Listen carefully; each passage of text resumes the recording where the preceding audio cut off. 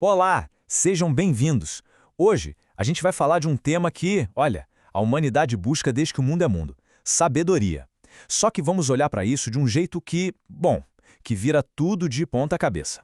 Pois é. O que é ser sábio de verdade? Todo mundo já parou pra pensar nisso, né? Mas e se a resposta for o exato oposto do que a gente imagina? E se a sabedoria de verdade, aquela que importa, parecer, sei lá, tá meio loucura pra quem olha de fora? Então, vamos lá. A primeira grande sacada aqui é a seguinte: existem basicamente dois caminhos, duas estradas completamente diferentes nessa busca pela sabedoria. E é aqui que o jogo começa a ficar interessante. Pensa assim, de um lado tem a sabedoria do mundo, sabe? Aquela que a gente aprende a valorizar, a esperteza nos negócios, o conhecimento técnico, a influência. Mas do outro lado tem uma coisa totalmente diferente. E entender essa briga, essa tensão entre os dois é o segredo para sacar o resto. Beleza. Agora a gente vai ver o que significa cada um desses caminhos. É aqui que a gente começa a entender de verdade o que é essa tal grande inversão. Olha só que contraste absurdo. A sabedoria do mundo, essa que parece tão inteligente, né? Ela nasce do orgulho, da competição, da discórdia. Já a sabedoria que vem do alto é o oposto. É pura, busca paz, é cheia de misericórdia e o mais importante de tudo, é humilde.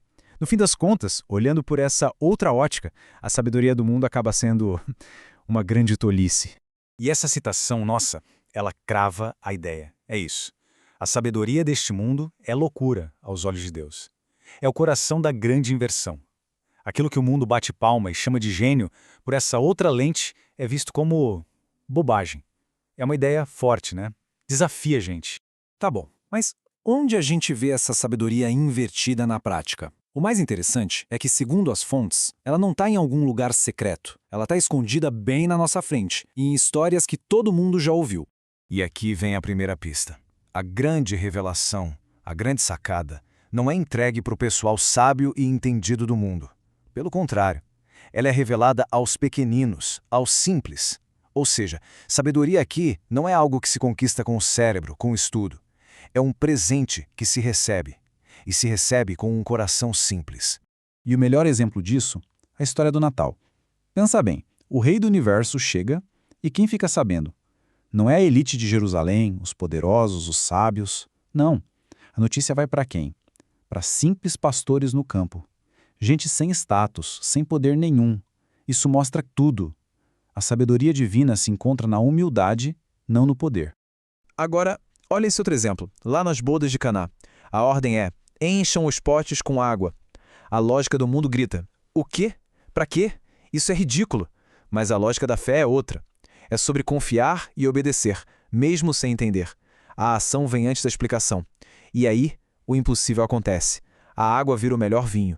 E essa frase aqui resume perfeitamente o que acabou de acontecer ali em Caná. Aprove a Deus salvar os que creem pela loucura de sua mensagem. O que o mundo olha e diz isso é loucura, não tem lógica, é justamente o caminho que Deus usa para agir. A fé, essa loucura, vira a chave para um poder que a nossa lógica humana simplesmente não alcança. Então a gente chega no que talvez seja a definição central de tudo isso, que vem de uma reflexão do Papa Francisco. A verdadeira sabedoria divina não é sobre ter mais informação na cabeça, não é ser uma enciclopédia, é sobre ver as coisas de um jeito novo. É como trocar de óculos, sabe? É colocar uma nova lente para enxergar a vida. Ok, mas aí vem a pergunta mais difícil, né? Se essa sabedoria é tão incrível, como é que ela funciona na hora da dor, na hora do sofrimento? E é exatamente aí, no ponto mais difícil da vida, que essa visão de mundo se mostra mais radical, mais diferente de tudo. Pega a cena no jardim do Getsêmani.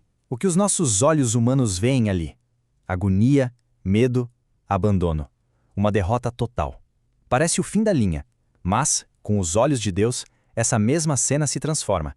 Ela passa a ser vista como um passo fundamental para a salvação. Então, o ponto não é fingir que o sofrimento não existe. É que essa sabedoria dá um novo significado para ele. Transforma a agonia em redenção. E é isso que amarra tudo. No final das contas, o grande objetivo dessa sabedoria é esse: nos dar um novo par de olhos.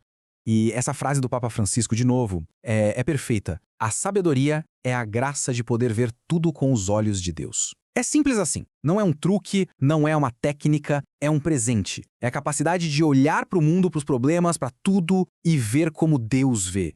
E vale a pena repetir para ficar bem claro, isso não tem nada a ver com acumular conhecimento. Uma pessoa pode ser um gênio, saber de tudo e mesmo assim não ter essa sabedoria. Porque não é sobre o que se sabe, mas como se percebe. É uma virada de chave na percepção que muda o valor de todo o resto. E para fechar, fica a provocação.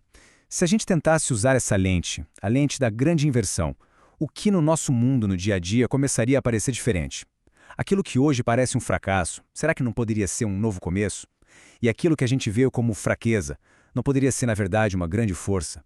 A resposta, bom, essa fica para a reflexão de cada um.